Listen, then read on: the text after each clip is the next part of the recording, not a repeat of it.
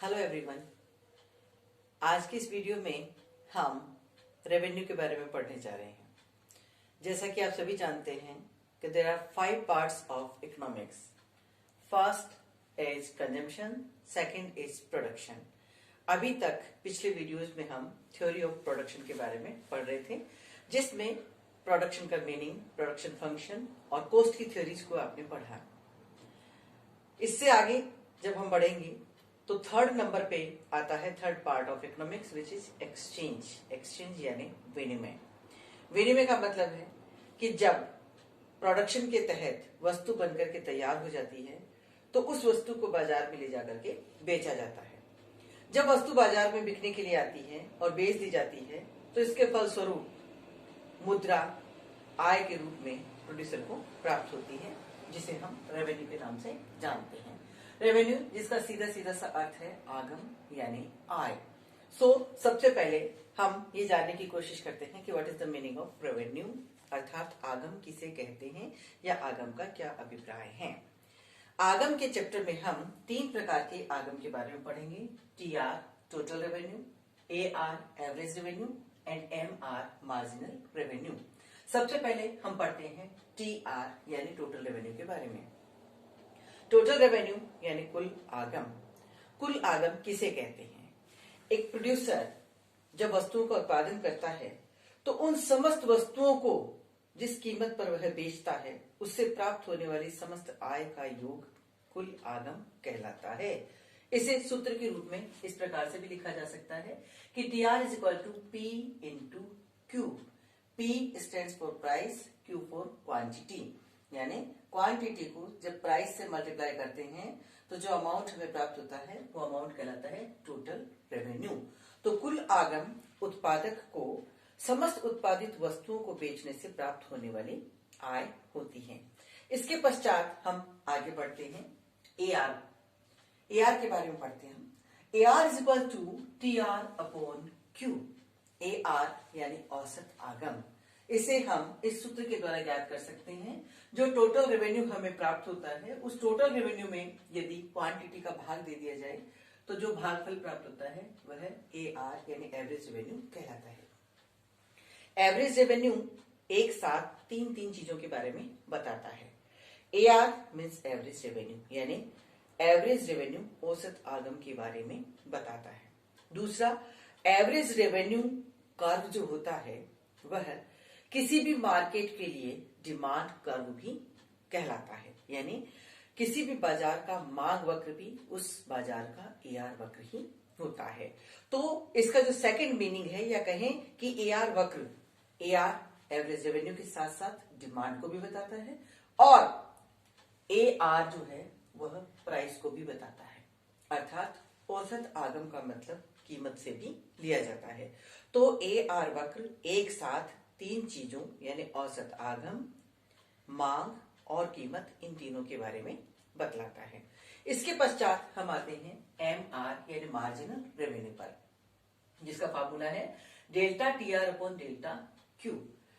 Marginal values की जब बात आती है, मैं आपको हर स्थान पर जहां जहां मार्जिनल वैल्यूज को हम यूज में लेते हैं, मार्जिनल वैल्यूज को हम 3 प्रकार से परिभाषित करते हैं। आज पुनः हम मार्जिनल रेवेन्यू के बारे में चर्चा करने जा रहे हैं और मार्जिनल रेवेन्यू को मैं 3 तरीके से आपको परिभाषित करके बताने जा रही हूं। सबसे फर्स्ट डेफिनेशन MR की, मार्जिनल रेवेन्यू की, कि सीमांत आगम क्या है? वस्तु की अंतिम इकाई को बेचने से प्राप्त होने वाली आय सीमांत आगम कहलाती है। ये फर्स्ट डेफिनेशन हुई।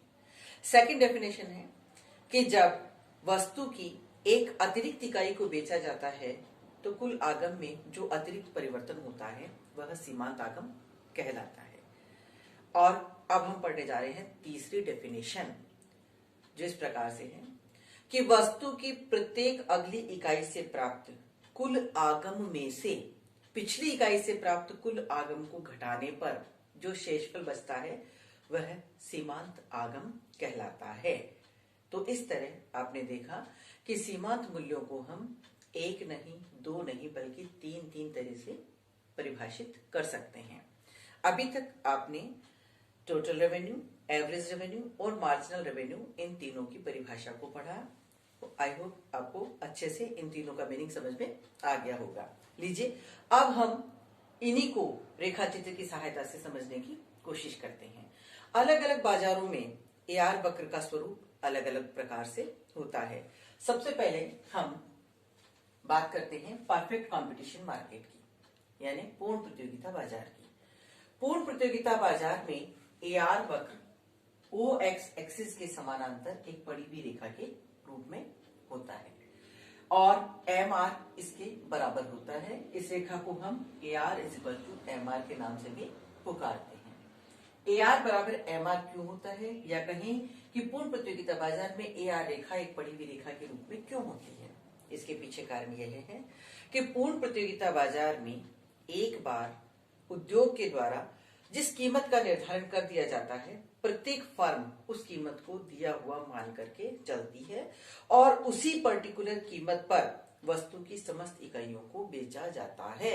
यानी अगर वस्तु की 1 इकाई बेची गई तो भी उसी कीमत पर बेची जाएगी, और अगर 1000 इकाइयां भी बेची जा रही हैं तो कीमत वही रहेगी, कीमत में कोई परिवर्तन नहीं होगा। उदाहरण के लिए मान लीजिए कि एक वस्तु अगर 10 रुपए प्रति इकाई में बेची जा रही है तो एक वस्तु की कीमत है 10 रुपए। अगर 10 वस्तुएं बेची जा रही हैं तो प्रत्येक वस्तु 10-10 रुपए के हिसाब से बेची जाएंगी। 10 वस्तुओं को बेचने से जो आगम प्राप्त हो रहा है वो है 10 × 10 = 100।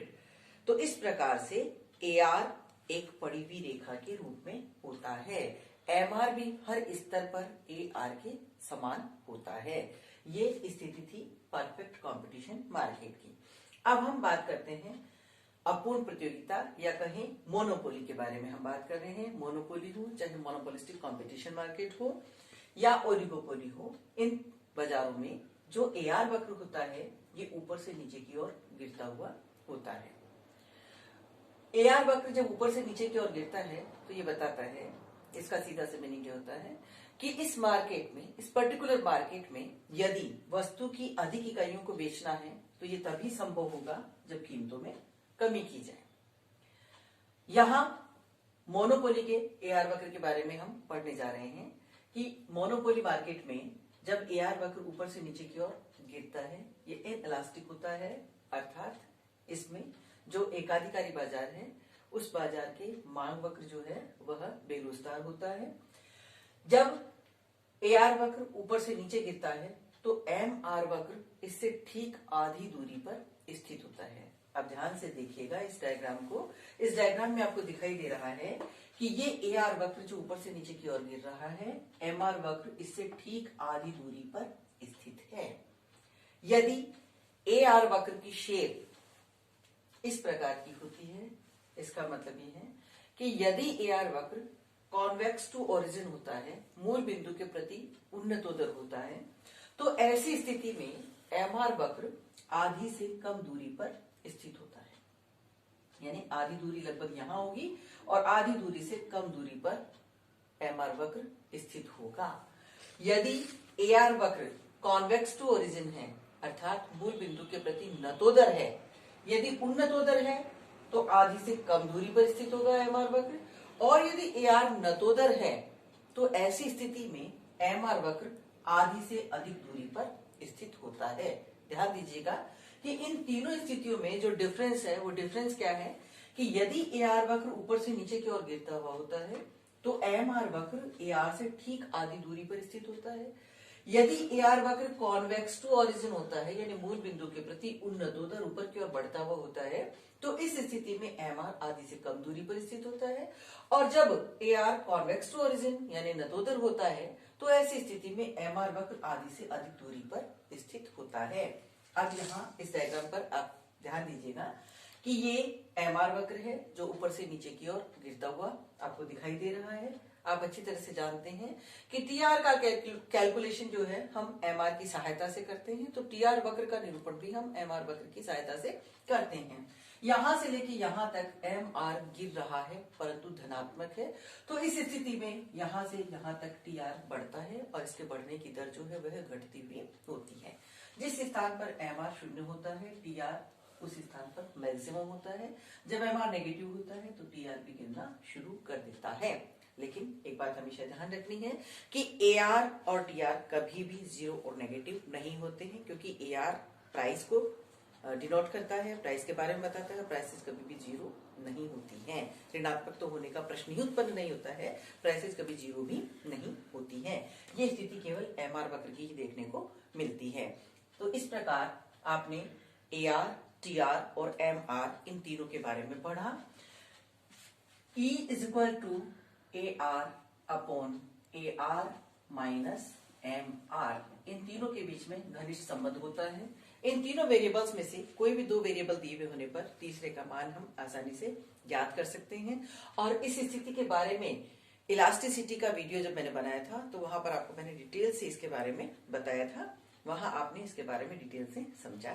Thank you. जाते जाते इस 2020 की अस्थिरता भरे इस साल को हम अलविदा कहते हैं और उम्मीद करते हैं कि 2021 हम सबके जीवन में एक नई रोशनी, एक नई चेतना लेकर के आने वाला है और हम सबके दिलों से इस कोरोना नामक खौफ को बहुत जल्द ही दूर कर देगा, ऐसी मेरी उम्मीद है।